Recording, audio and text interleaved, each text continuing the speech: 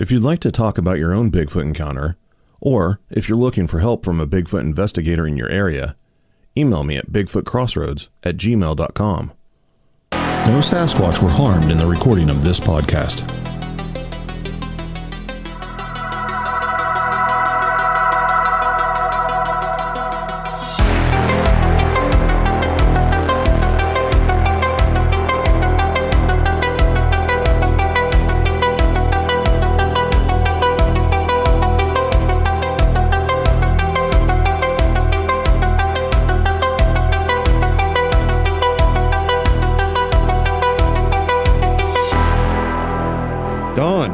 Welcome to Bigfoot Crossroads, sir. How are you?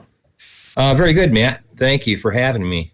So you're in Illinois. We're not going to give away too many details. Do you know any Bigfoot history from the state of Illinois? I'm not really familiar with a lot of Bigfoot stories from that state. Oh, yeah. I'm familiar with some. As a result of my own experiences, I sort of dug back a little into history, and they have stories going back to the 50s, potentially even into the 40s and earlier, about this creature, these creatures, or singular creature, in an area called the Wood Smoke Ranch.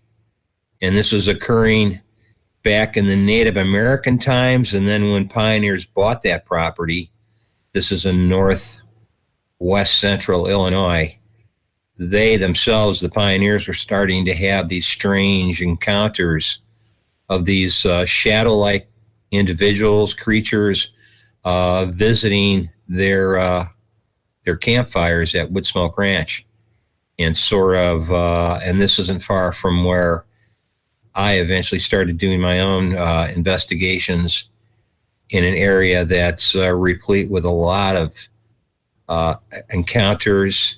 Even listed on the BFRO. I met some of the people who had made reportings to the BFRO, and myself met a couple of those individuals, and one brought me to that location, and then I had my firsthand encounters, which were, surprising to me. I didn't expect that, of course. And that happened probably about I want to say five years ago, but previous to that, I had been exploring or researching Bigfoot outside of Illinois. It's just that I didn't think they would be so close to home where I live now in Illinois.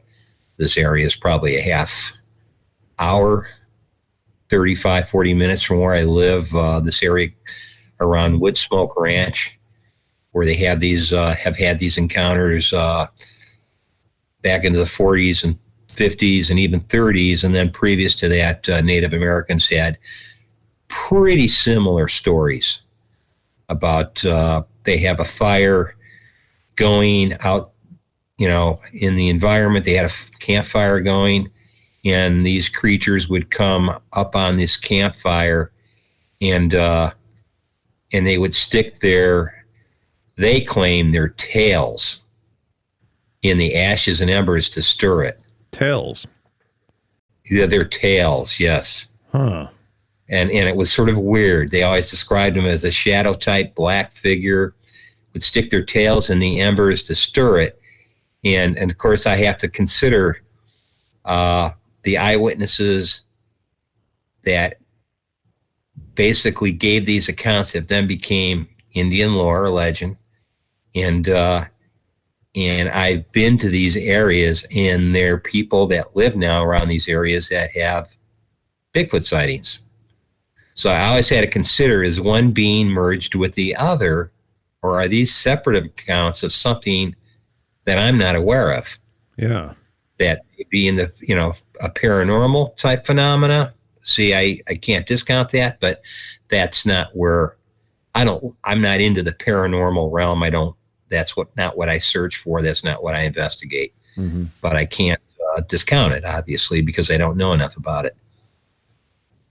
Now, is this something you've always had an interest in, or is it something fairly recent in your life that you've picked up, going out and looking for Bigfoot?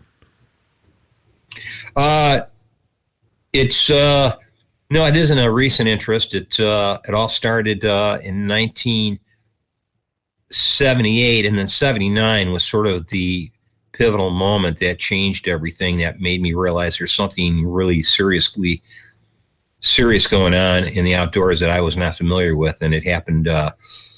Like again in 79, I was 28, 27 years old at the time. I was in New Mexico and had an encounter in the mountains out there that in an episode where I was planning to spend 2 nights on a weekend in the mountains when on my weekend off, a Friday night and a Saturday night before returning to work Monday morning. And I just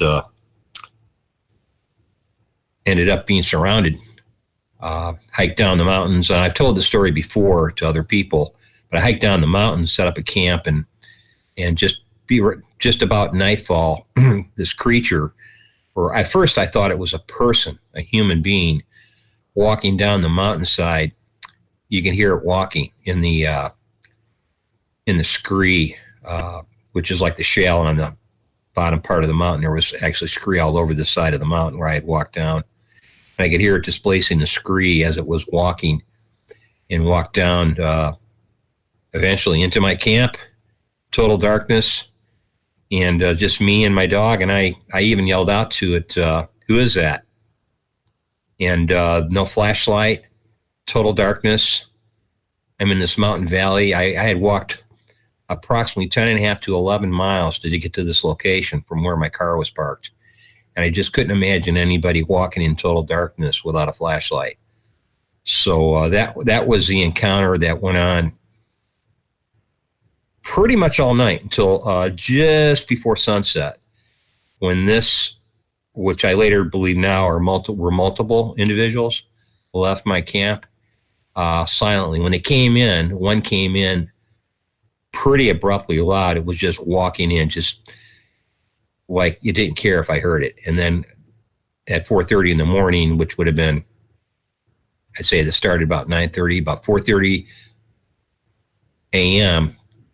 that morning, they left, and they just disappeared silently. I never heard them walk off. But during that 7 hours of constant walking around me, circling me during the night, I never got any sleep. And yeah, I was scared. I was like, just didn't know what the hell was going on. Sure. You know, I was like, I even saw the shadows of these creatures, or this particular individual that I kept seeing just beyond my flashlight beam, but taller than me, behind some of the junipers and scrub oaks that were surrounding my campsite at the base of this mountain. And initially when it walked in at about 9:30, quarter to 10, when it was starting to you get that sort of, that part of dusk right before the sun, right after the sun disappears below the horizon, you get that sort of that area time after sunset where you can barely see, but it's not quite black. Mm-hmm. And that's when this thing descended the mountain and then walked. I had a creek about 35, 40 feet from where my campsite was, and I just heard, kerplash, kerplash, as this thing bipedally walked across the creek bed to my campsite. Once across the creek, it was at about the 35-foot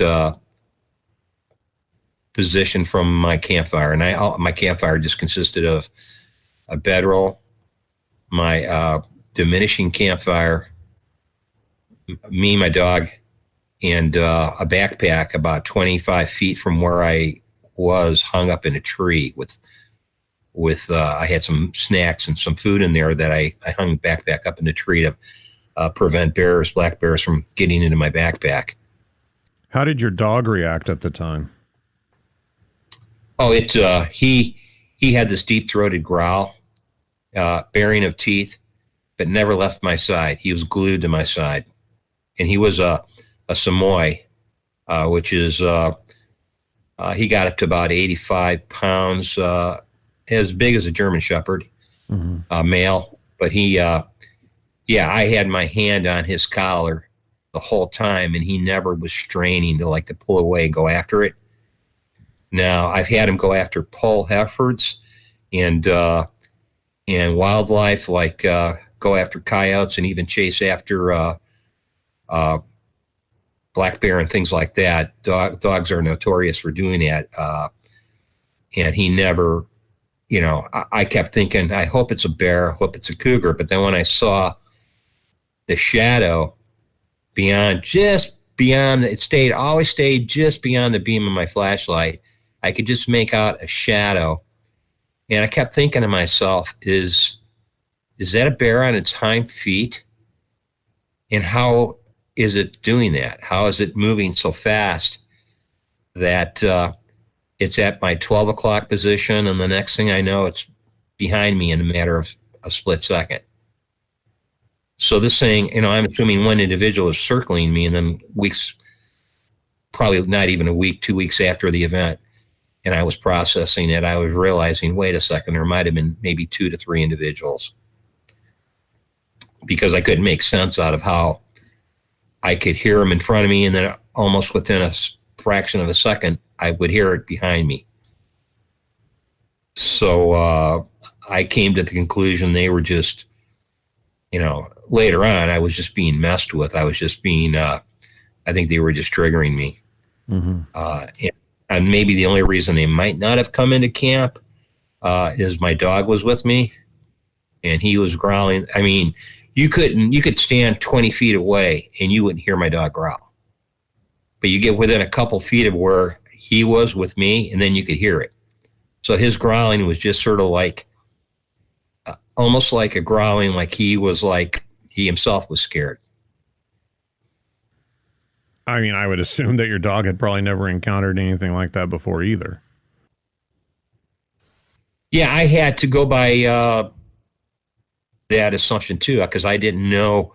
I really didn't know what Bigfoot was. I had heard some things about Bigfoot from TV, but that was not what was on my mind at that moment. I was I was scared, and I'm thinking, is there a mountain lion, black bear trying to come into camp, trying to get to me because it couldn't get to my backpack? And I just couldn't understand my dog's reluctance to go after it.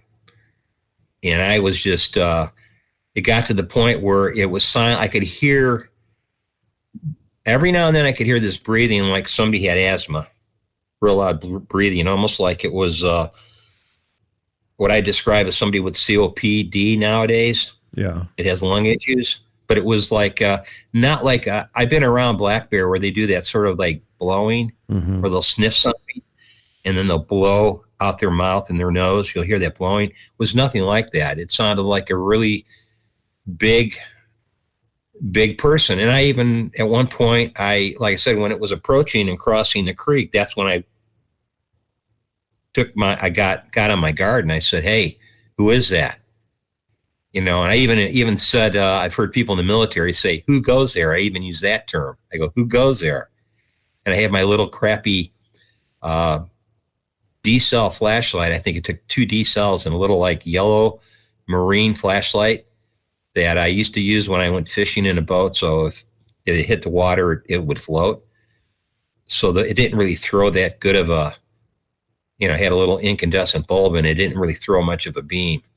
And as I used it during the course of the first probably, I don't know, not even 20 minutes, a half hour, I apparently realized I hadn't put new batteries in it. After about 20 minutes of use, it started getting dim on me. And that sort of added to the, I guess at the time I wouldn't have called it excitement. Yeah. It was like, oh shit, what's going on here? Lights going out. Yeah, lights going out. And also to add to it, Matt, the fire, I had during the daytime, I had got a bunch of wood from under some of these scrub oaks and dried, just a lot of dried wood, nothing big, nothing bigger than a couple inches in diameter, and I was getting ready when this thing came in to go out with my flashlight and gather more wood. Well, that never happened. So within probably not even an hour, of that thing approaching me after it started circling, it took an hour for my campfire to die down to just embers. And so now I have embers, an almost dead flashlight, and just basically me and my dog dealing with this for the next 9:30, quarter to 10 until 4:30 the next morning, when everything just, this disappeared, whatever it was. So I was on my knees for the whole night, never got a wink of sleep. The next morning, I just packed all my stuff up and got the hell out of there. Didn't even think to look for prints, because that was not where my mind was at. That was sort of the trigger moment that later on caused me to decide, hey, I'm going to find out more about this, because what I just experienced, I found out later, was probably almost a classic Bigfoot visiting camp encounter experience. Yeah, but after that, I mean, you said this happened in the late 70s. How much time passed before you started pursuing answers? Oh, probably months. Not even, probably within a couple months after I had talked to some people that I worked with that had actually told me about Bigfoot. I worked for a guy who had a ranch in Gila, New Mexico. Actually, it was in Cliff, which is right next to a small, not far from the town of Gila. But and you have to understand, where I was at was actually not far from the cliff dwellings. I was actually in Black Range Mountains, which is near a town called Mimbres, Mimbres. And I had got to an overlook called the Neely Nun observation point, where you look out from this observation point and you can see from several miles away this rock formation that looks like a kneeling nun. So they call it the Neely Nun Monument. Well, I had hiked down from that upper ridge, that summit of that mountain pass, and hiked down to the valley below. That was about a good 11-mile walk. But later on, I had heard the guy I worked for, the rancher, telling me about his Bigfoot experience before that. And I never equated, when he told me about seeing Bigfoot sitting in, I guess, the cliffs overlooking this one road that he drove down. I didn't, when he mentioned Bigfoot, the only thing I could even sort of connect the dots to was the In Search of video, or In Search of episode with Leonard Nimoy talking about, I think it might have been the Patterson-Gimlin film. So I was sort of connecting to that, and I was thinking, is this guy telling me they're here, in New Mexico, not far from his ranch? Or is he talking about somebody is it a person who's just living off the land, some kind of homeless person? I didn't know, and so it didn't, it sort of went in one ear and out the other, and I never really gave it much thought until after it happened to me. And then I asked him again afterwards about that story. And he told me a second story about how him and his family had gone into the Gila National Wilderness area, Gila National Forest, and they had brought a bunch of food. They were going to have a picnic, him and his wife, his son, and his daughter. And he said they could hear the wind blowing through the quaking aspens, and they were setting up. They're going to have the grill, and they're going to start cooking food, and they had the tablecloth they threw over the picnic table or whatever. And he says they're getting ready. And he says all of a sudden everything got quiet. All the bugs, the birds, he says everything got quiet. And he says everybody in his family took notice, and him and his wife got scared. And he told me, he says, we just packed up everything and we left. And I go, why? He says, because he said he thought it was unusual.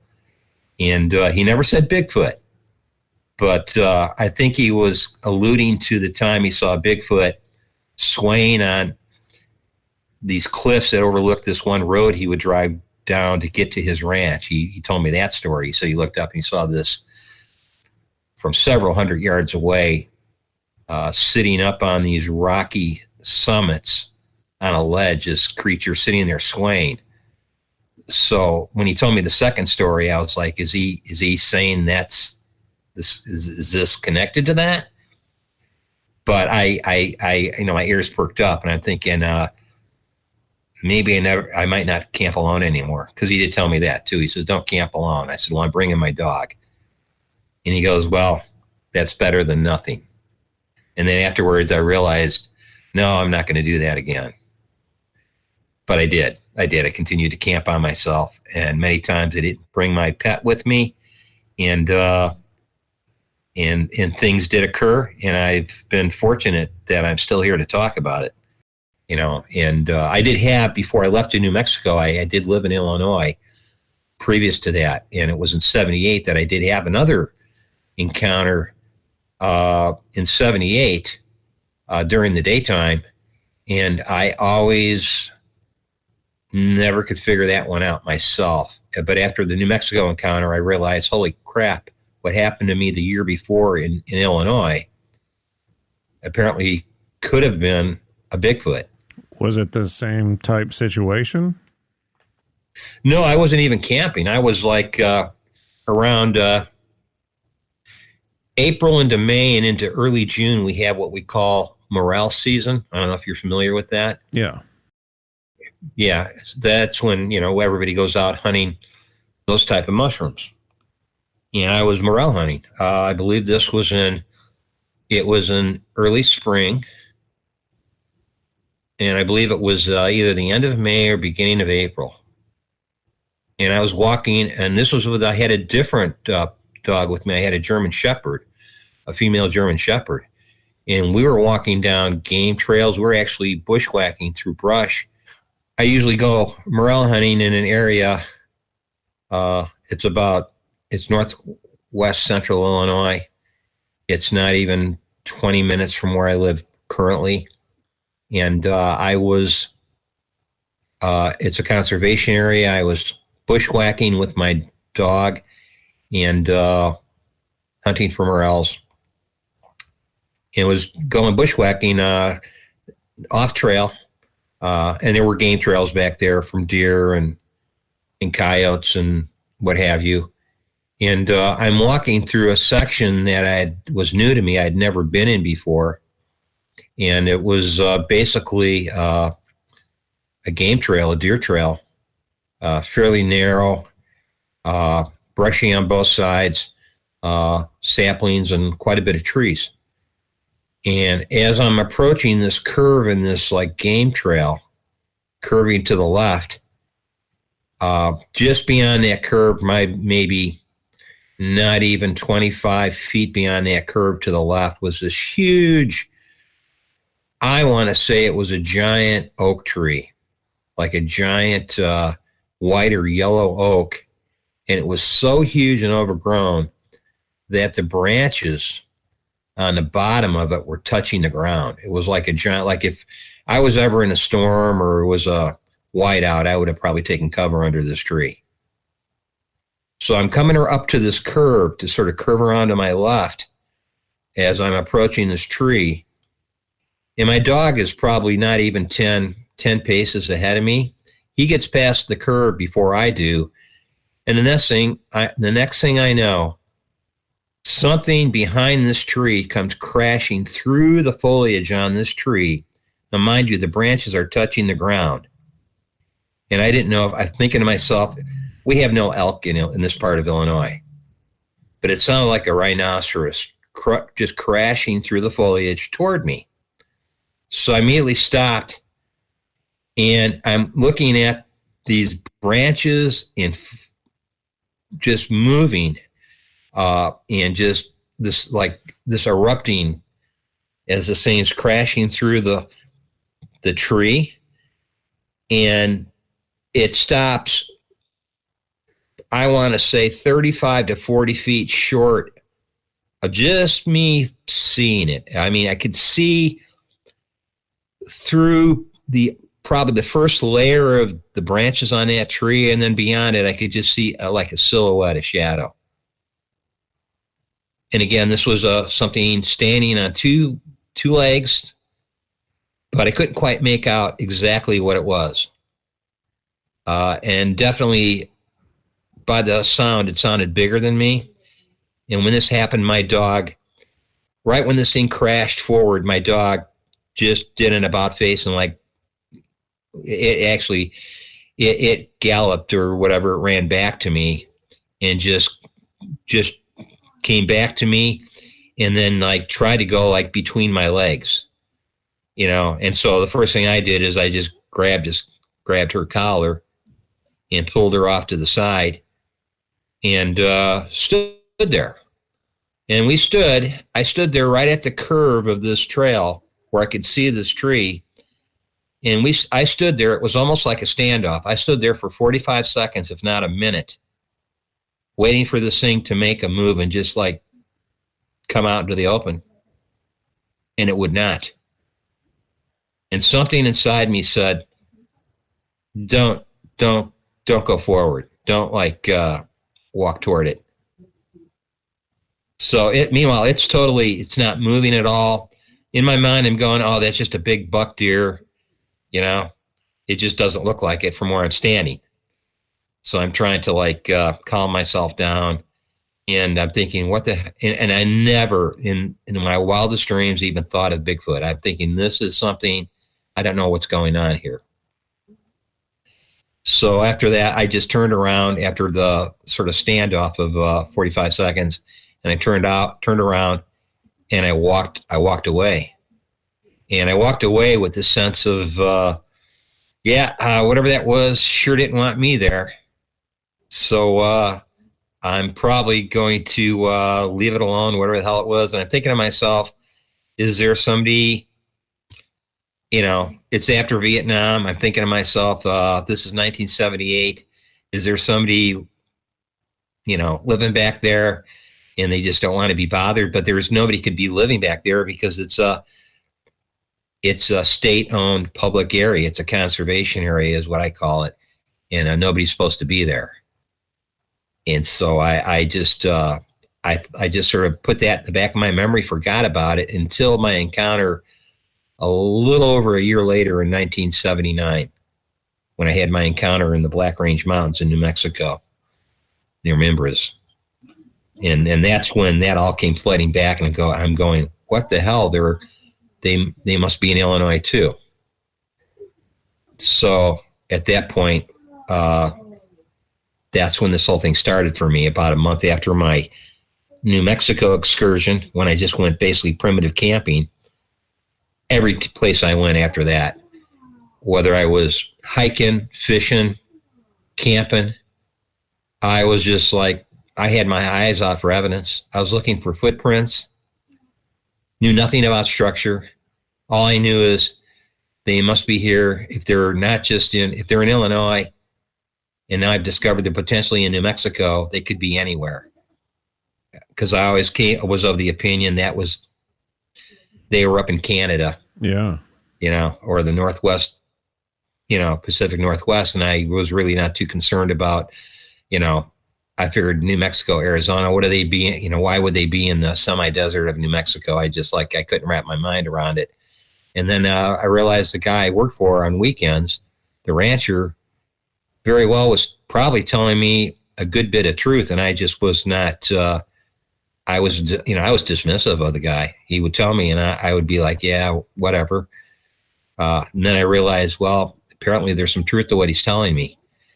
So that's what eventually I moved back to Illinois and continued to do my own investigations until eventually the digital age came forward and I had the ability to go out there with a little better technology like camcorders and cell phones and eventually night vision and thermal and able to actually prove what I suspected all along was going on, which I eventually did. And I was realizing that it wasn't a pipe dream.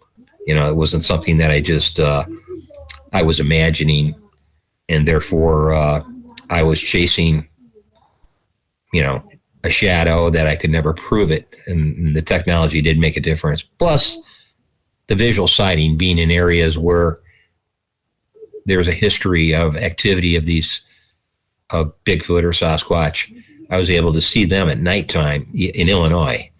And that's been in the last 5 years where I sort of increased my activity as far as going out and doing research, and started going out with other people that had been doing this longer than me. So it allowed me to sort of gather evidence based on other people's personal encounters or personal anecdotal stories that they told me. So that helped me tremendously in realizing that this is not fiction. This is not folklore. That very well the legend and folklore that I heard about is based on actual stories. And as a result, I ended up even getting in touch with people that have been doing this way longer than me to just sort of get their take on what I was experiencing. And I ended up messaging people like Melba Ketchum to just find out what's going on. Is this behavior of this unknown creature? And just to get her sort of,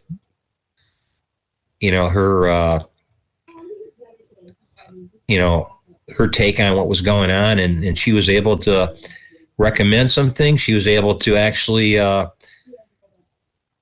take away any filters I had and say, well, blatantly, this is what I know and this is what I've experienced. And I was able to sort of apply some of that when I did go out into the field to sort of allow me to dial down on my investigative techniques, what I was looking for, and giving me a sort of a leg up on not just fumbling through it, floundering around and not knowing what to look for. Because I was, even after 1979, I was still not knowing how to go about.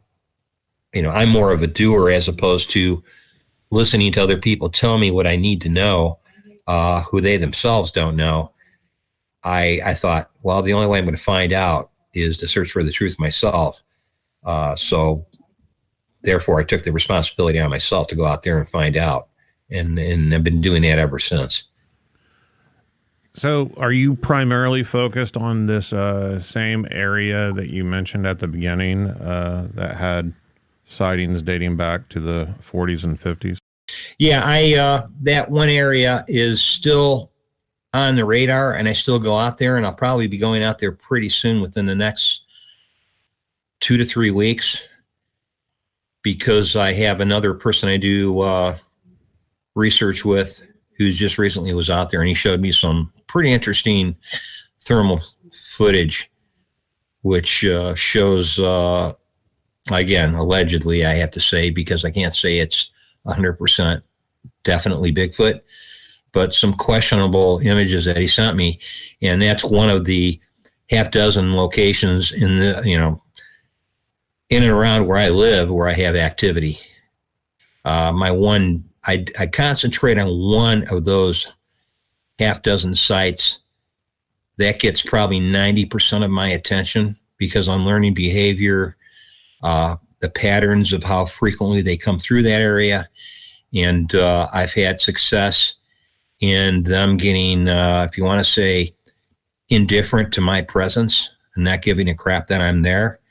Other than occasionally when I push it, I get rocks throws at me on 2-3 occasions in the last couple of years, where I push it, and after the rock throws, I get a wood knock. In one case, 2 wood knocks, letting others know, not me, that, hey, we got this guy 40 feet from me. And I felt at that point, I was like, I could have walked 40 feet through this thicket, and this individual, if not more than one, was already there.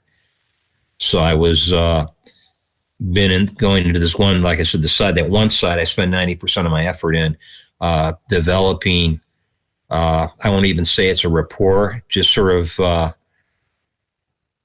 becoming part of the woodwork, I guess you'd say, where they're just sort of, they don't care about me. I don't pressure it. I got one, if you want to call it, On one occasion in the last 4.5 years, on one occasion, I pushed it. I decided, and they can be tracked. I don't care what anybody says. You can track them. And I decided to try. One day I decided I put it in my mind, I'm going to track one and see where, because I knew pretty much where they were coming from, and I knew how to follow the trace evidence and the signs. And so I was doing that one day, and I got as far as a thick grove of trees along the river.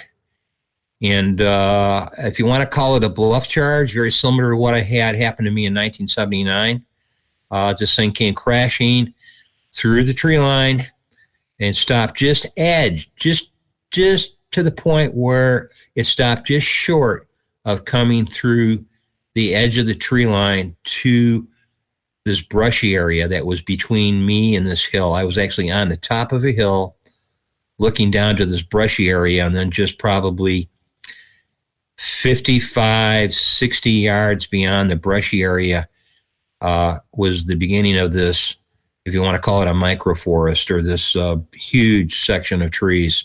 And this thing came crashing through there, just stopped short, as if to say, okay, that's as far as you go.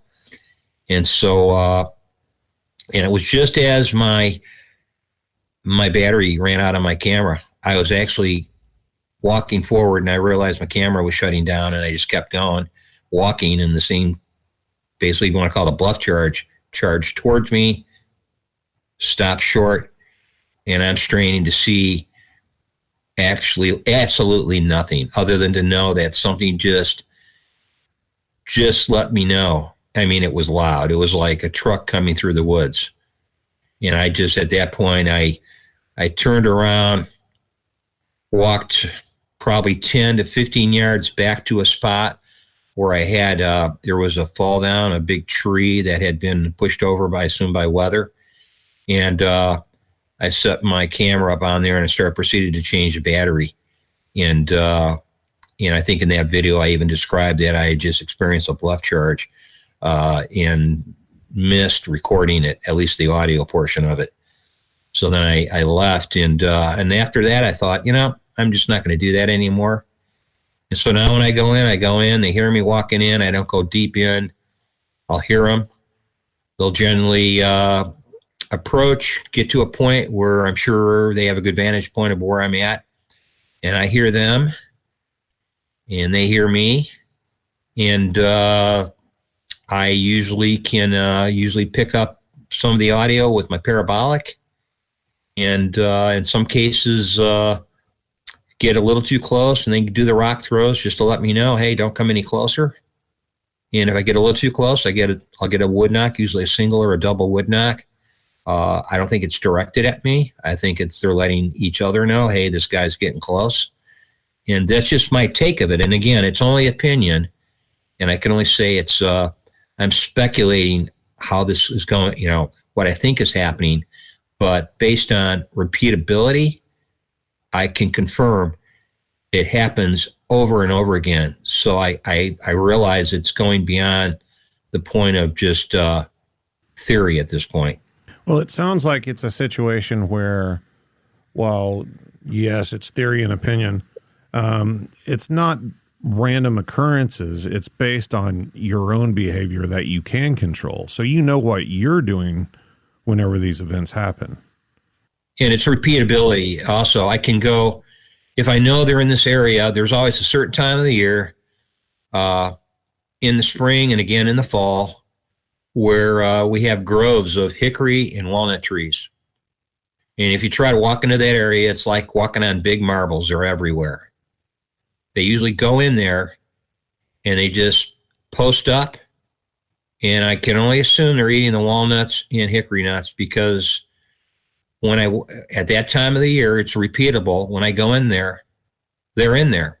And when I get close enough, I usually get sticks, walnuts, or pebbles thrown at me. Nothing to hurt me, but it comes close. And I can, in a couple occasions, I've seen them zipping by me within, a few feet of me. I know they could probably, if they wanted to, they could probably, hit me with them. But they're always just, they whiz by me. And on one occasion, I decided to pick up a short stick that I think they threw at me, and I threw it back at them. I thought I was having sort of a gutsy moment, and I threw it back at him. And after I threw it back, I took about 10 to 15 paces into the tree line where this creature was sitting, and I immediately heard it get up, like it had been squatting or sitting down, get up, and it just casually walked up, like, up, he's coming in. And I think of that, I was the one that I was able to bluff him. Like I said, to me, that's a human characteristic. You play that game of where you're basically playing chicken. Mm-hmm. And I was lucky. I sort of fooled it. I even said, oh, here I come. And I took about 10, 15 paces in, and I heard something stand up like a person and just walk. And it was just beyond. I knew if I would have taken 40 to 50 paces in, I probably would have seen it and walked away. And that happened at the same location. Again, this time it was in the fall. And I decided to walk in from an opposite side of that very location. From just, instead of the west side, I walked in from the east side, the creek bed side, and walked in, and immediately got something thrown at me. And then about 10 to 12 seconds later, I got a double knock. Within probably, it sounded like it was 40 feet. And it wasn't a loud knock. It wasn't a soft knock. It was just like, it was like somebody was 40 feet away from me. And I'm not, and when I heard the knock, I'm thinking to myself, these knocks are so convenient that I've come to my own thoughts on that it may not necessarily be a wood knock, that this may be a type of vocalization where they're producing the knock vocally. And I have some reasons to feel that or think that way. But anyhow, because of that repeatability, I now wait. I get into the area. I listen. I'll hear them walking. They don't cover up their walking. They don't cover up the fact that they're moving around. I notice when I approach it, that's when I get the repeatability. I get the rock throws, and then usually a confirmation knock of some kind. So at that point, I'm just getting close. I hear them walking around, and then if I feel that, I hear them on both sides of me, it's time for me to leave. Are you finding stick structures and formations in this area? Oh, yeah. What kind of stuff are you finding? I'm finding bent over trees that are pinned to create some big arches, little arches of trees, all shapes and sizes. I have trees they're mostly deciduous, but I find some occasionally pine trees and coniferous trees that are bent over. I find leans. I find this like a lean-to structure, like there were two logs laid over parallel to each other on the edge of a creek bank, and they had 20-foot and what I would say 12-foot long branches laid up, stacked neatly along on these two double logs to create like a shelter underneath it. I have that in a video. Sticks balanced on trees, like right at the fulcrum. So something that it's very hard for me to say nature did that. I always question that. And then, of course, strange leans, X's. I find the X's crossed, bottom crossing X's, top crossing X's, X's that are crossed in the middle. Some of the X's are laid on the ground. Some are perched up against two trees and up in the air. And then I even find ground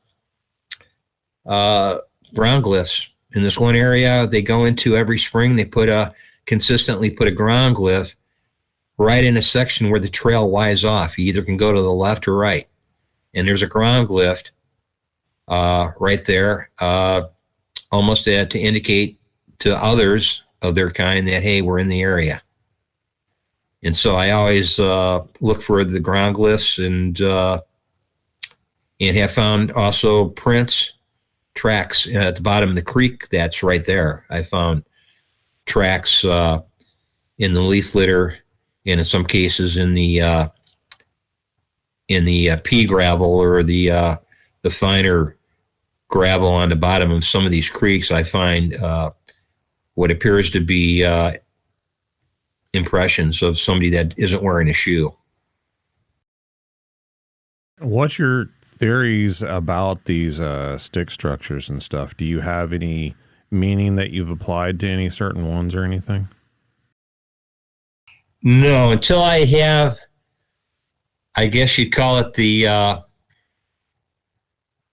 Rosetta Stone explaining this. I've talked to dozens of other investigators, and they all have their own, what they claim to be their own translation of each structure. Right. And when I look at it, I can only say it could mean any one of these. I guess if you get 50 people in a room, all researchers, all come up with you'll come up with 50 different explanations. Mm-hmm. So I've decided that until I just don't know. I mean, the X's can mean a lot of things, and I thought about it, but again, it's opinion only. It's theory or speculation, and I'm sure it is a symbol or sign language of sorts, and to sort of and it is sort of has meaning.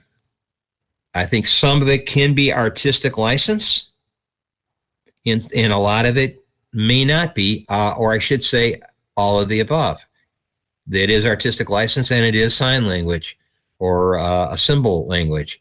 And so I always refer back to this tribe of Malaysian Aborigines that have their own stick language that use it effectively to show, like, if two hunters leave the village and they're gone for 3 days, and the chief sends out a couple of his trackers to see how successful the hunting party is, and the hunting party gets a half day out and finds 2 or 3 sticks leaned up against a log, and one stick may have 2 branches broken off of it, forming basically three nibs on the side of the branch, meaning we're 3 kilometers in that direction. And then the third stick may have a leaf attached to it, which means we have game. And then one of the other stick may say that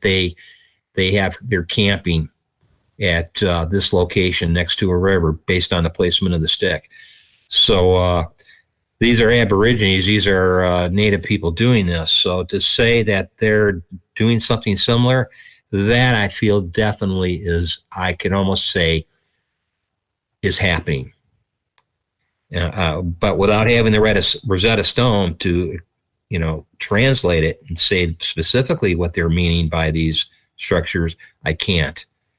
To me, opinion is just, it's wasted to tell people that, because then they try to conflate it into, this is what I said or mean, and I'm just making suggestions, and so I stay away from that if I can.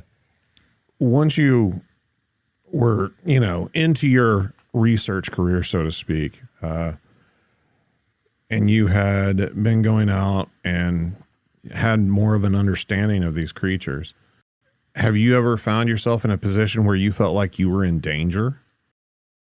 Yeah, I guess if I look through other people's eyes and how they would handle it, they would perceive it as danger. I didn't really look at it like that, because maybe being in the moment, the adventure of it, being somewhat excited to recognize what's going on, you're not fearful. I mean, yeah, I think having fear, we all have it.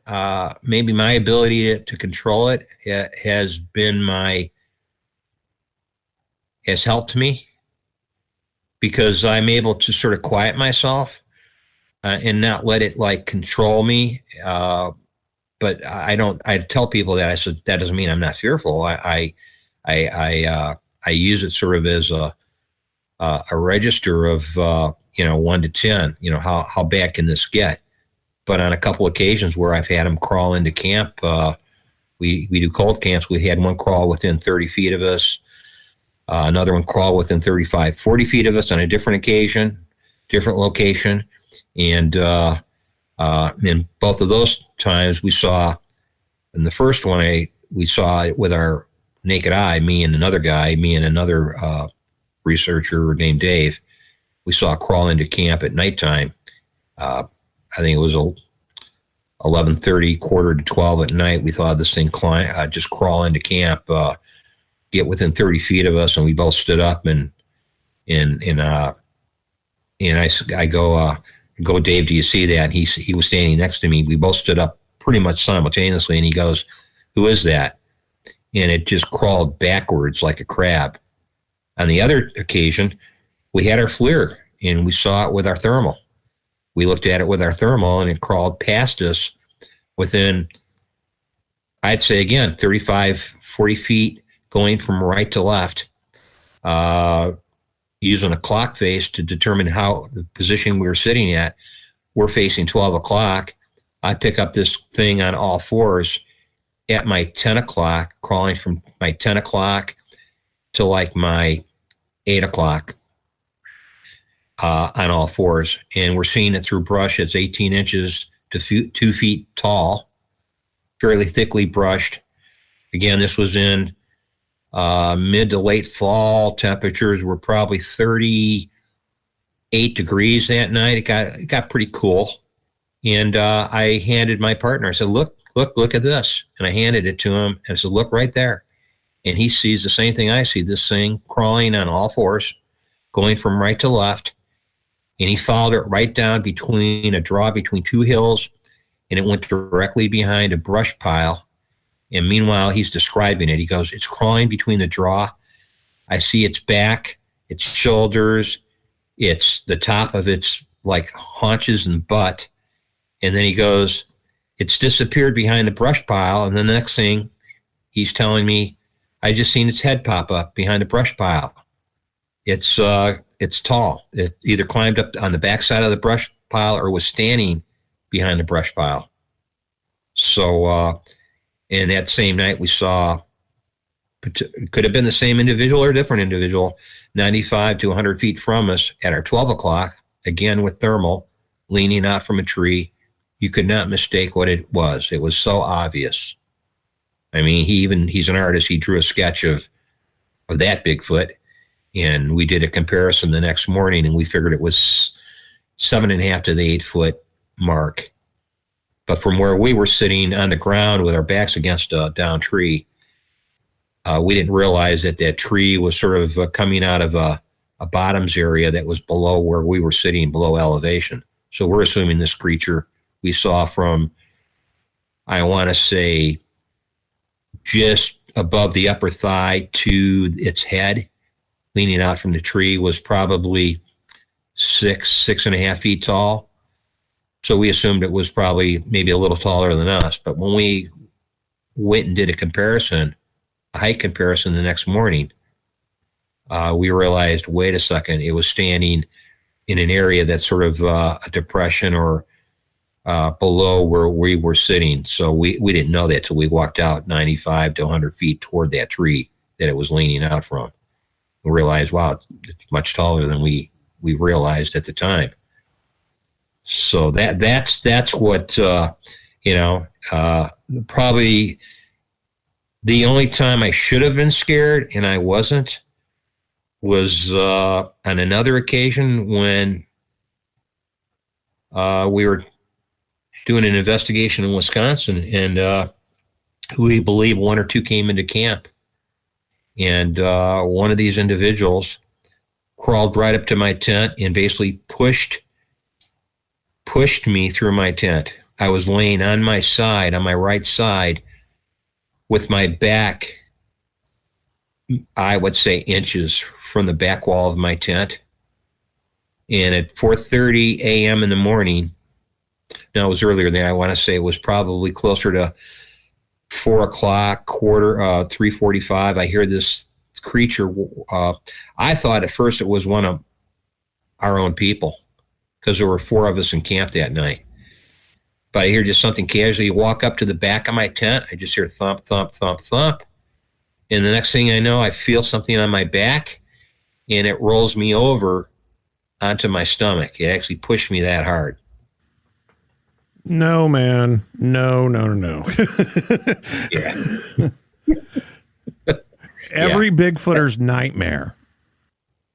Well, my jaw dropped open. Matt, and I'm thinking to myself, should I say anything? But because I don't know if because of the excitement of the moment, I was like, oh, my dream came true. I got Bigfoot to touch me. Yeah. Maybe not the way I wanted, but I wasn't like I was being dragged out by my ankle. That's true. Could have been worse. Yeah, it could have been worse. But it was just, and then the next morning I discussed it with my campmates, and they told me, yeah, we had something. One guy, another investigator, he goes, yeah, I had something scratching on the ripstop nylon of his tent. He could feel something raking its like nails across the outside of his tent. And he said that happened, and I said, well, either it's the same one that pushed me over, or it's a different one. So we came to the opinion there were potentially, I say the word potentially with emphasis, juveniles in the camp because there was 4 tents. There was 4 of us, and the 5th guy, I believe, he ended up sleeping in his truck that night because he had like one of these, what I call a mummy tent. It's a special ops or people in special forces use them. It's basically you put your sleeping bag, your mummy bag, inside of a little sort of basically it's a little bigger than your sleeping bag, and it protects you from the wind and the rain. And I guess he wasn't comfortable in that. He got up at some point during the night and he ended up sleeping in his truck. But I believe that was the same night. So there was originally 5 of us, and then Mitch left a day early. But yeah, that happened that night. We had 4 tents, and then Mitch, I believe, ended up in his truck that same night. He was the 5th person. So we're sort of a small, loosely fit group of guys that we live all over the United States. We get together when we can. And we travel to other people's, the other person's location when we can afford to or get together.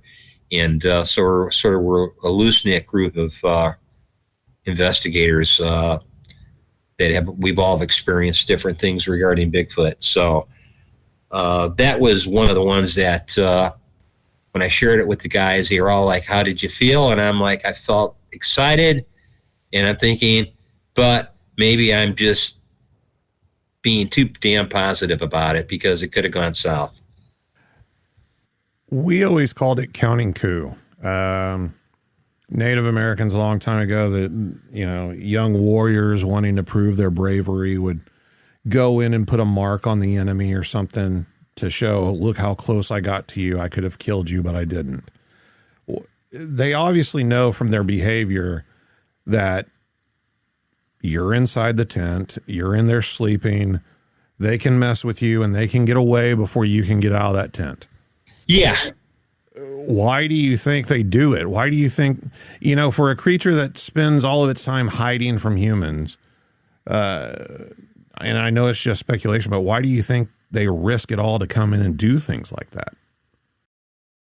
I think I have to agree with that. I think if they're juveniles and they want to impress the elders of their family group or clan, who I think are probably sitting in the woods not far from maybe witnessing all this going on, I thought it's very likely they're counting coup or they're doing something very similar that, Aborigines, Native people do something similar all over in tribes all over the world. So, of course, that I thought about that. I said, is this what's going on? Is it like teenagers that I remember when I was younger, a group of teenagers, we had a train that went through town where I lived and where I used to live.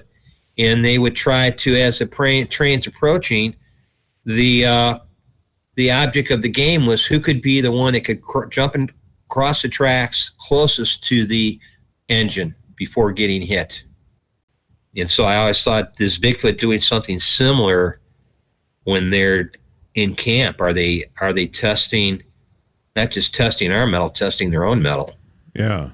You know, obviously, there's a lot of people that tell stories and write books about, you know, the horrible dangers of Bigfoot kidnapping people and killing them and everything else. Do you think they are responsible for people disappearing in the woods? Do you think they go that far with it? I would say, based on, now I'm basing this on my discussions with the Sasquatch Genome Project and the Ketchum study, that if this is accurate, as I believe it is, and based on my discussions with her, that if the mitochondrial DNA is Homo sapien, which is us, and that they are hybridized creatures going back as recently as 15,000 years ago, the hybridization was still going on, that all you have to do is look at the population of ourselves, look at ourselves in the mirror, and look at the humans that have stopped to help you change the tire on your car because you had a flat tire, or a totally different human, you know, another person would stop and rob you because you're helpless, defenseless. You can't. You're trapped. And still others that would go as far as kidnapping you and doing who knows what with you. You know, we have a society made up of people of all different personalities. So then, if you attribute that, you know, as far as just the variation of Bigfoot personalities, the human side of Bigfoot personalities, which we well know about. You don't have to be a psychiatrist to know how dark people can be, and also how good people can be, and even how neutral or dismissive people can be, and realize that maybe Bigfoot, some that are starving and having hard times, some that are sick, possibly others that are just hateful toward humans because of maybe bad encounters that happen to members of their family or clan or themselves, confronted with an opportunity, definitely would kill or take a human. Others might have a different reason for taking them, perpetuation of the species. And still others may do what I encountered. Let's see how close we can get and mess with them and see who can win, you know, be the bravest in our clan. Be the one that, you know, as you said, counting coup, and get the closest, and just playing a harmless, if you want to call it a game, or maybe it's part of their culture. So I did consider this, and I thought, yes, you know, can they all be ambivalent and all neutral and all friendly and all just indifferent? I don't believe that. I wouldn't be using common sense or logic if I looked at it that way. You know, and I'm not casting dispersions on people, unfortunately, in the Bigfoot community, or whatever you want, anti-community, whatever you want to call it, that think that. I feel that that's sad that they come to the conclusion they are all friendly and harmless, and or the other extreme where they're all dangerous and can't be trusted. I look at it, it's all of the above. It's all of those and everything in between. So I never go under the assumption when I'm out doing my investigations that just because I ran into a group that were dismissive of me and maybe occasionally threw a pebble at me to let me know, hey, don't come any further, that when I go back 3 weeks later, that's going to be the same ones I encountered previously. I never go on that assumption. I always use caution, not fear, and go with the precondition that they could be different ones, they could be more dangerous, they could be aware that you're there and not care and be indifferent, or they may be willing to interact. I've had more of the dismissive and indifference, and so far the ones that are willing to somewhat interact, maybe reluctantly. And that's that's what's taken me now 40 years to come to. And I feel I've been lucky or fortunate that I myself am still around to talk about it, because I think there were opportunities where even I could have get hurt. I could have been hurt. I did establish a pattern, or I should say a strategy of, whenever I go in deep or go into an area where I'm going to be in for a period of time, to not go alone. I always believe there is safety in numbers, and I always take a second or a third person with me. But even areas where I go in where I only go in 50 to 60 yards in, there you're still taking a chance.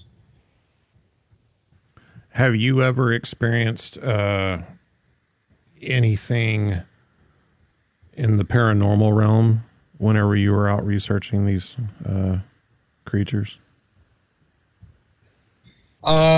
Nothing like psychic, nothing telepathic, nothing paranormal that I can put my finger on, other than my gut reaction, which is something I learned from growing up in the city. I'm more of a country boy now, but I grew up in near Chicago, in a large city, and I could always tell if I was in a bad neighborhood. If I was around a group of people, I could sense it was a gut reaction. I could sense I could trust them.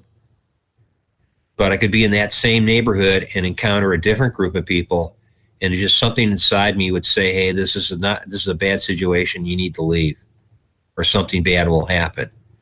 And my gut reaction has served me. I guess some people call it intuition. Mm-hmm. That has served me well. And I find I get the same reaction with Bigfoot. If I go into an area and I start to walk in and I have a sense of, I just feel like it's just dicey, and it's just not, I feel like a sense of that gut reaction, like I feel like I'm taking a chance, I'm not wanted or whatever, I'll leave. And other times I'll go in and I know they're there, I sense they're there, and I don't feel that reaction like something bad's going to happen. And I've had this happen where I've been in bad neighborhoods in the city, and I had that happen with a friend of mine, a close friend of mine, and I said, "We need to leave now." And he goes, "No, it's fine." I go, "No, we got to leave now." I said, "We're going to be robbed." I just sensed it, and he didn't believe me, and he was a driver in the car. I was in the front seat with him, and he wouldn't listen to me, and we ended up being robbed at gunpoint. And later on, he says, "So I think whatever you want to call that, I sense it now when I'm in areas where I know they're at, and if I feel a sense of like, hey, I get that same feeling, I leave." And it's not because I'm going to get robbed at gunpoint either. Right. I mean, I'd say it's certainly better to err on the side of caution and just listen to those instincts. Yeah, every time I've done that, my instincts served me well, or my intuition has always allowed me to live the next day.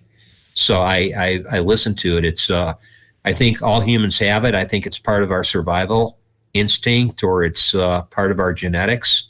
Some people that don't listen to it, they end up getting hurt, killed. Sometimes, whatever the situation is, they realize later, boy, I should have listened to that, my gut reaction, and just left. I find that every time I've ignored it, I've ended up in a bad situation. But 99% of the time, I listen to it, and it has served me well.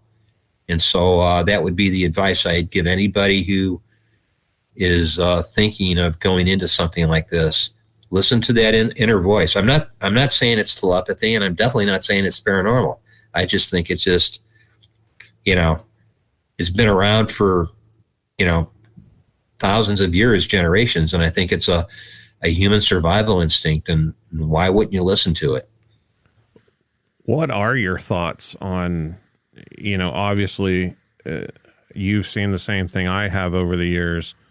People refer to it as the woo crowd, or whatever you want to call the paranormal believers and claimers whenever it comes to Bigfoot. What are your thoughts on that? Well, I'm not going to make a lot of friends when I say this. Hey, your opinion is yours and you are entitled to it. Yeah. Yeah, it's just an opinion only, and I don't mean to disrespect anybody. People, they have to have their own path, and they have to evolve on it and learn from their mistakes, or learn, period. So my thoughts on what your question just stated pretty clearly was on the paranormal in that crowd is, unfortunately, I think Houdini had it right. There's a lot of charlatans and fakers and people that want to bring attention to themselves and who are want to aggrandize and pretend they're better than what they really are. And in doing so, they're ruining the research, they're ruining the science behind this. They're muddying the waters, and they're making it, it's unfortunate, they're actually scaring people and making it, it's a form also of fear-mongering. But to that degree, they're also pretending, they're pretenders. And so, unfortunately, people that listen to that, they think that's truthful, and unfortunately, they come to believe it. And my continuing thought on that is, it makes for lazy research, because if all you have to do is pull up into an area that you think Bigfoot are at, and you don't even have to leave your car, and just do the mind speak thing, or have dreams or visions of what you think they're communicating to you, well, then you never have to go into the field and gather evidence and do the hard part, the physical part. I've slept in cold nights in areas where it was rain soaked, in areas where I had a leaky tent, and cabins that had no heat, and below freezing, sitting up in the middle of the night, cold camping, no fire, no flashlights, because when we cold camp, we don't use flashlights. We use, if we have to use a light, we use a red light. But we pretty much, it's not a cakewalk. It's not pretty. It's dirty. It's not easy, and it's not fun. But if you can just be indulge into the paranormal and the psychic only, and that's where you want to put all your energy into, to me, that's lazy. That's lazy research, because you can always pretend to find answers, and you can always assume it's this or that, and you could do it from the living room of your house. You never have to leave your couch. You could just say, hey, I've had this is my vision.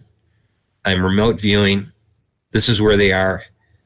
And I'm not saying that doesn't exist. And I'm not saying that may yield fruit.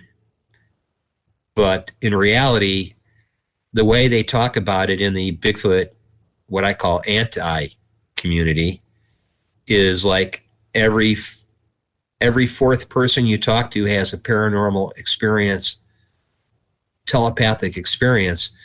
You would think, 30% of people that do Bigfoot research are all psychic.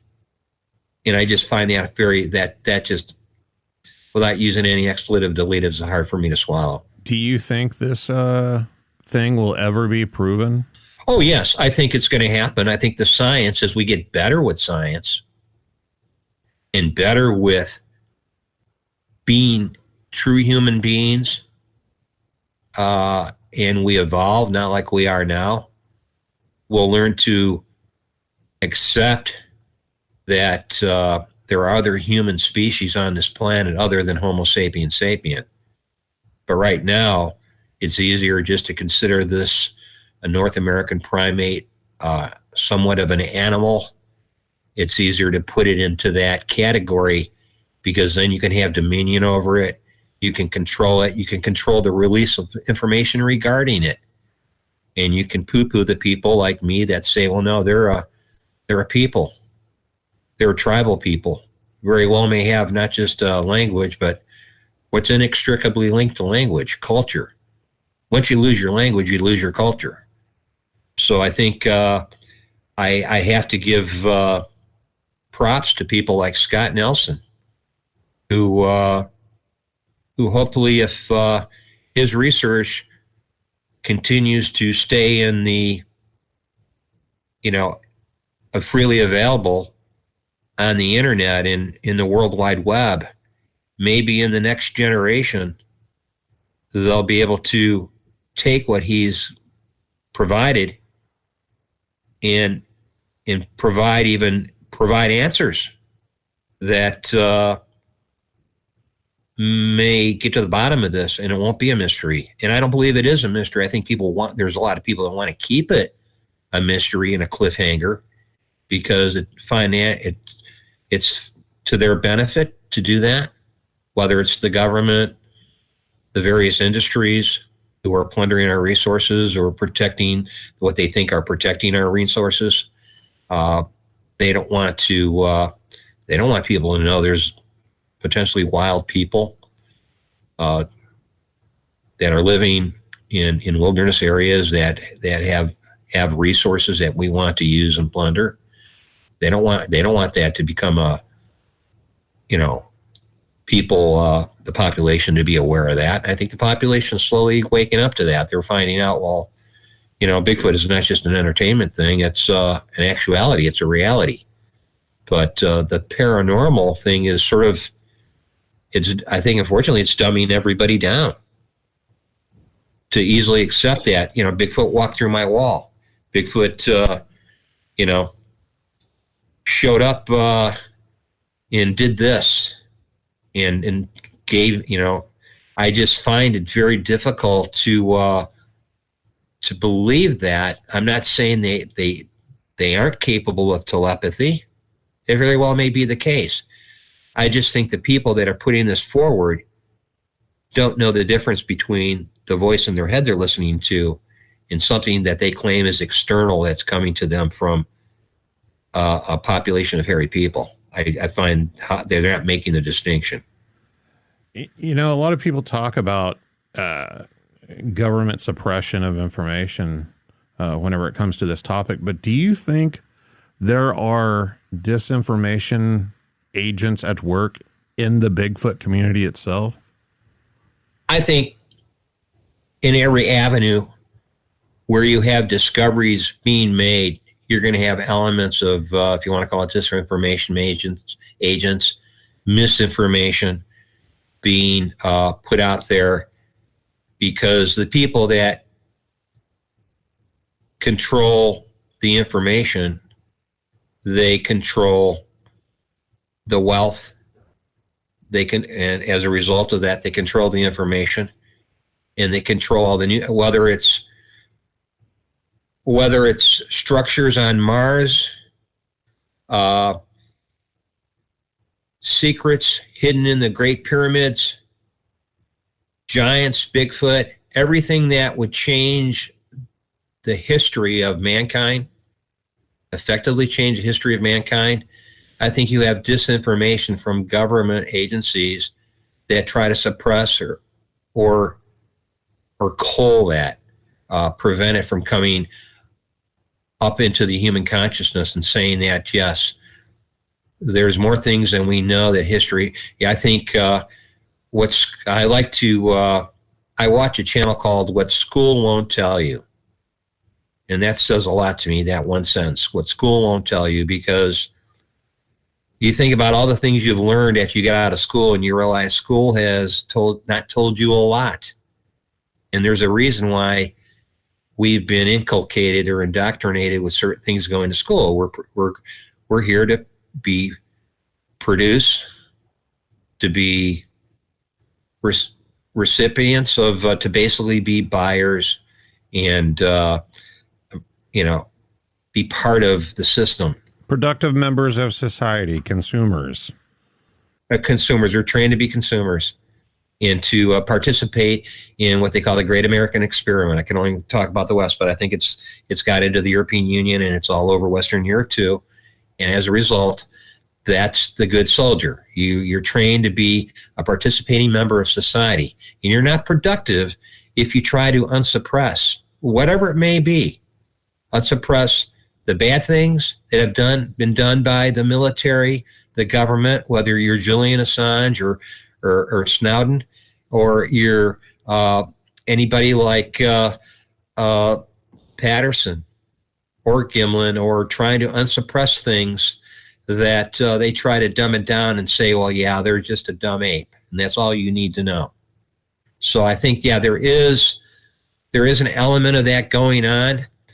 I don't think Bigfoot is the biggest, I guess you'd say, the biggest worry in their trove of facts or hidden things that they don't want us to know about. I think it's one of those things. It's just not, I don't think it's mind, I don't think it would totally undermine the world or people's way they live if they were to find out tomorrow that, yes, Bigfoot is, another civilization of wild humans living alongside humanity in wilderness areas all over the world.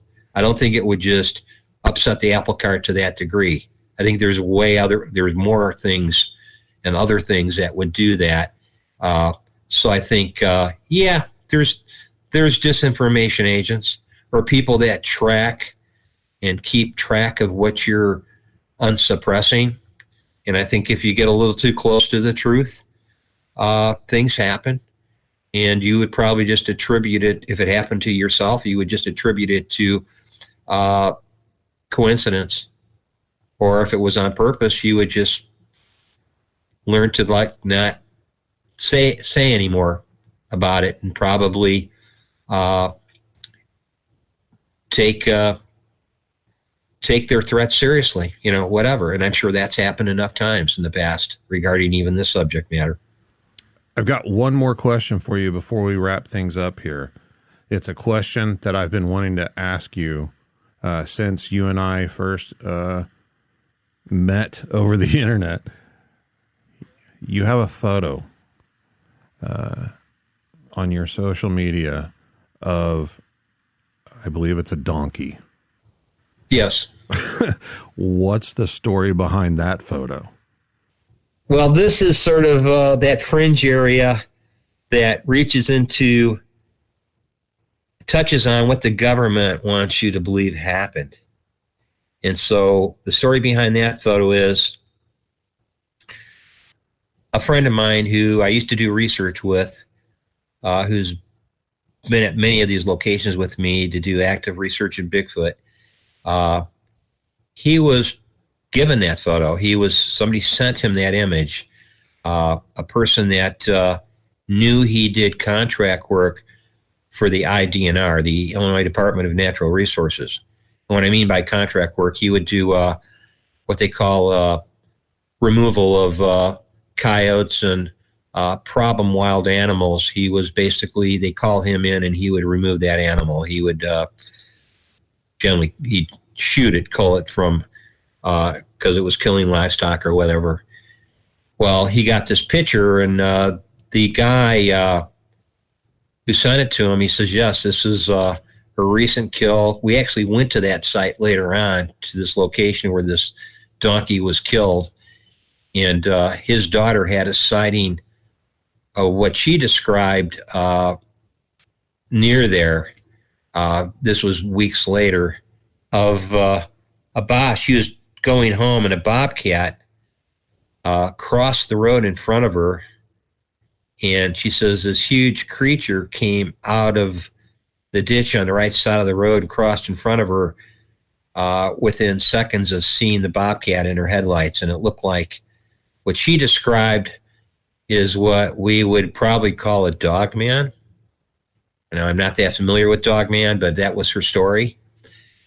So then you go back to that picture, and the owner of that property, who had those donkeys fenced in on his property, claimed that preceding the death of that donkey that he had seen this large wolf, like bigger than a normal wolf, what he described as very tall. And when I asked Dave, who provided the image, he says the owner of the property had told DNR that. He said there was this huge wolf, like a mega wolf, that had been circling the fenced-in area where his donkeys were. And he tried to tell DNR that, and they said, no, you didn't see a wolf. You saw, that was a cougar kill. You didn't witness that, you didn't see what you saw, more or less. And so I showed that picture to a friend of mine who's sort of into dogman research. And he goes, yeah, he says, that's typical of a dogman kill. He says, it would have been like shredded by coyotes, and the bones and the limbs and would have been, and the flesh would have been everywhere, all over the place, even with wolves. But he says this is like allegedly a dogman kill is what my friend told me. And the other guy, the guy who got the picture, Dave, he said yes. He says the owner of the property, he told DNR they had saw a huge wolf, like along the size of like a small pony, I think is what he used as a comparison size, like a Shetland pony. And I was like, really, that big? And he goes, yes. And so we just sort of didn't really go into, we went and drove around that area. We found the area where this creature followed this creek bed under the road that had crossed to follow the bobcat that his daughter was an eyewitness to, and found this creek bed goes right past this farm where the donkeys, actually it's on the edge of the property of this farm where this donkey was killed. And so roll ahead several months, and he gets a call from DNR. They said they have some problem predators in the area that they wanted him to take care of. And I'm recounting the story as he told me. He said, so he knew where the predators were coming in from, and the DNR told them they were two wolves that were coming in. He described one, I believe, as a black one, and the other one was lighter colored, more of a blonde to tawny color. It was coming into the area of the farms and were taking livestock and killing their livestock. So the DNR knew right where these creatures were coming in, and he took me to that location, and he says, here's where I set up my, I think he had a 308 or something like that with a scope on it or whatever, but he set up his gun, or, oh no, he had I take that back, he had a different caliber. But he said he set up his gun, he sighted it, everything, and he said he did an injured, I believe it was an injured fawn call. And he says he's on a hill overlooking a cornfield, like 150 yards deep, maybe more. And just beyond the edge of that cornfield was the forest. And he says he heard something, or saw, I believe, on the scope, something from a distance coming through the cornfield. And I believe the cornfield at that time, it was before July, it might have been June. So it wasn't, the corn wasn't quite, I believe in Wisconsin, they say knee-high by the 4th of July, but it was taller than that. I want to say it was probably waist to maybe shoulder high for like a 5.5-foot man. He said he saw the corn stalks starting to like move, like something was running through it. And he did the fawn call a few times. And what he saw through the scope is a wolf raise up on its hind legs to look over the top of the corn to get a location, or at least get eyes on where the call was coming from. And he realized, and I asked him, I said, now, was that an actual wolf or was it a dog man? He goes, no, this was a wolf. This was a very, very tall wolf. And he shot it. He was able to get his scope on it. At one point, I guess it stopped or slowed down, and he was able to get a good beat on it.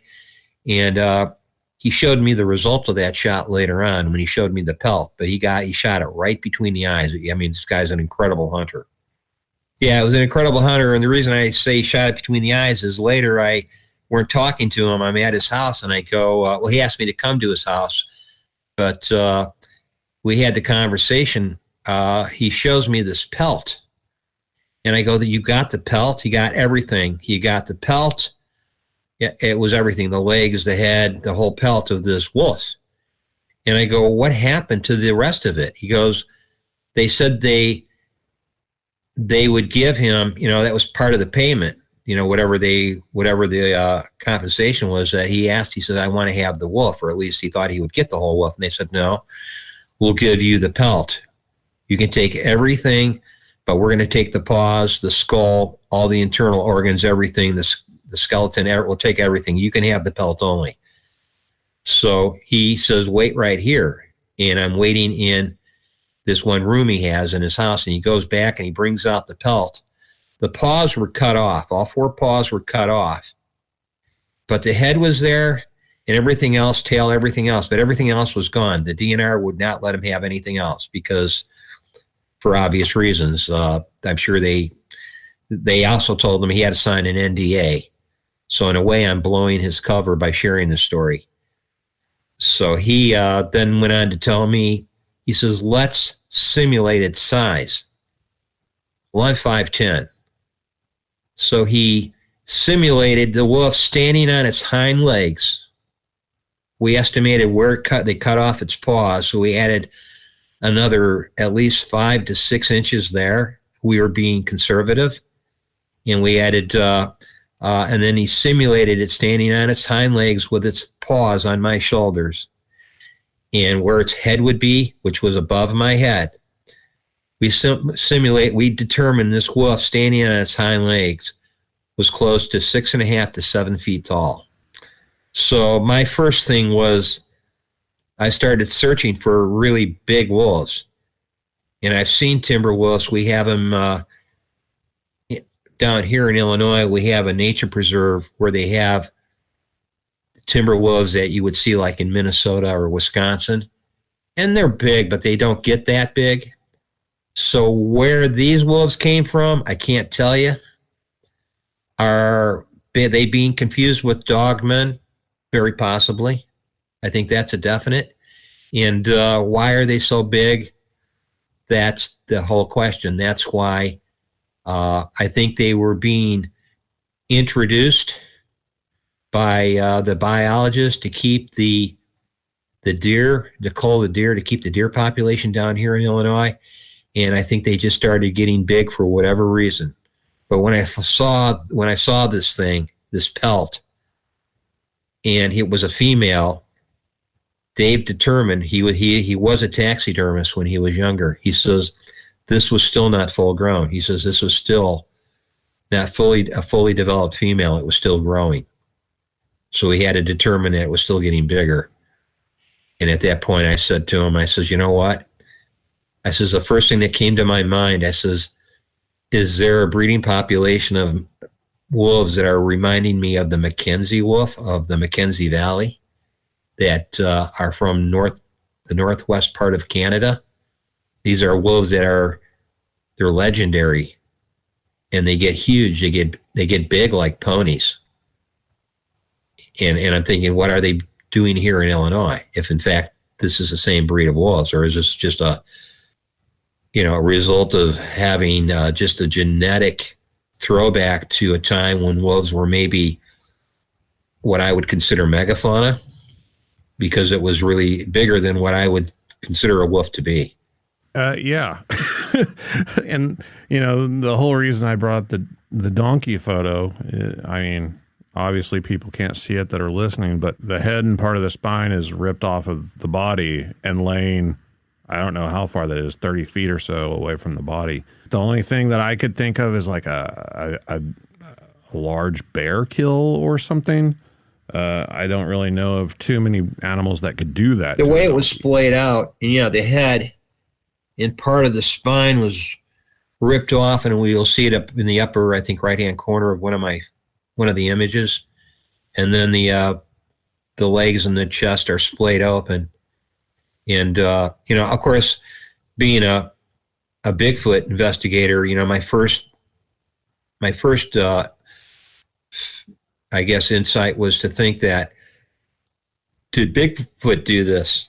But then the owner of that farm, he described this huge wolf. And later on, they found out there were a pair of these wolves, a black one and a lighter colored one, that were released in Illinois. And they might have just got bigger. And of course, is this what's going on concerning the dogman question? Are these misidentifications of these mega wolves that it might be in areas they shouldn't be in? And Illinois is not known for wolves or bear. Everybody has cited cougars and wolves in Illinois, and the DNR will deny it. They'll say, well, it's really a rogue wolf or a rogue bear that just sort of got, lost its bearings and was going from Wisconsin to southern Indiana and just sort of got discovered in Illinois. No, we feel there's a breeding population of wolves, and definitely in the riverbeds that I do my investigations in, the watersheds, I found several cougar tracks. And DNR will tell you in our state, well, no, there's not a breeding population of cougars. That's just like a one-off situation. So, again, is it government suppression? Oh, definitely. Do they have stories that they have to tell, meaning they're scripted? Oh, definitely. Well, Don, I appreciate you coming on and sharing your stories and your information. Do you have some of your evidence posted somewhere where people could find it? Yeah, you can go to my YouTube channel, Unacknowledged and Unknown. Those are 3 words, all starting with capital letters, Unacknowledged and Unknown. You can also find me on Instagram, also under Unacknowledged and Unknown. Or you can also find me on Twitter. I don't really use my Twitter account very much, but you can find me on Twitter under Sasquatch of Illini. And 3 separate words, Sasquatch of Illini on Twitter. If you want to get a hold of me, you can contact me through any 3 of those platforms. All right. Thanks so much for joining me again. And if you've had an encounter with Bigfoot or something that you can't explain, email me at bigfootcrossroads@gmail.com. Check out the website, bigfootcrossroads.com. You can find all the links to reach me, past episodes, links to the merchandise, and even contact forms in case you want to report a sighting. And until next time, remember, there's something in the woods.